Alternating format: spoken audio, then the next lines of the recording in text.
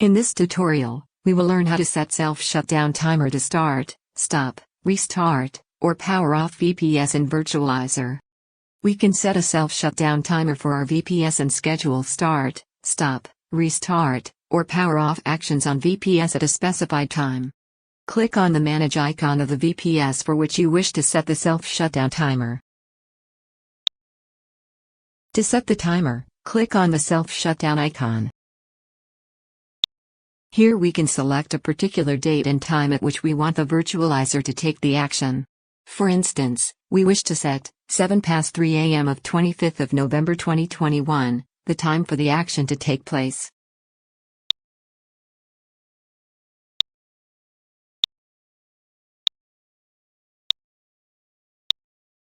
From this drop-down list, we can click and select the particular action on VPS.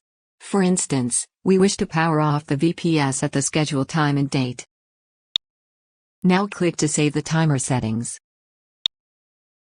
Success! We have set the timer.